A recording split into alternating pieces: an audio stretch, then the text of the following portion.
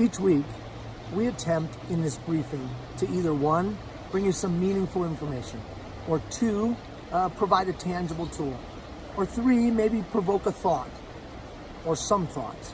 And then finally, we might attempt to call you to action. Today, I'd like to provoke some thought. I know for me, I don't know about you, man, it seems like we're in a tough time. You open up your search engine and the banner ad, it talks about all the tragedy and difficulty. Or maybe if you still open up a newspaper or listen to the radio, it always seems like something bad is happening. It's almost overwhelming. Drugs and gangs and alcohol and abuse and neglect and poverty and ignorance and suicide and hopelessness. It almost feels like it's too much for one person to do anything about.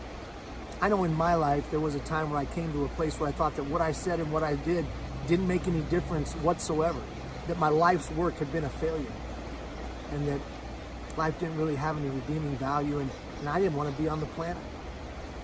Now maybe your situation isn't as extreme, but I'm sure you've had those feelings of what I say and what I do doesn't make a difference. Graveyards are full of people today that felt that way.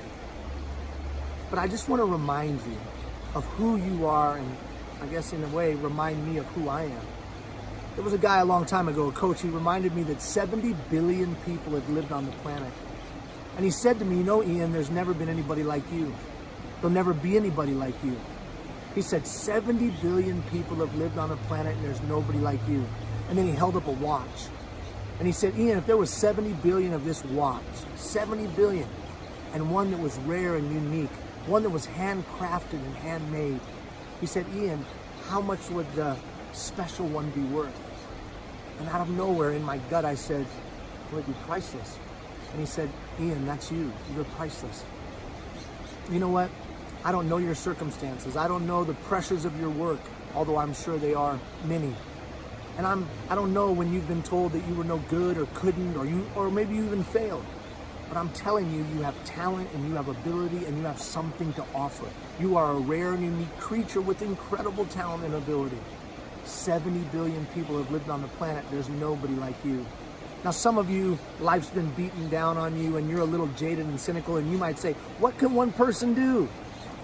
Kennedy reminded us that it was one monk that started the Protestant Reformation, that it was one general that took an empire from the borders of Macedonia throughout the world. It was a singular Thomas Jefferson that wrote that all men were created equal, and it was a 16-year-old girl that helped recapture the territory known as France.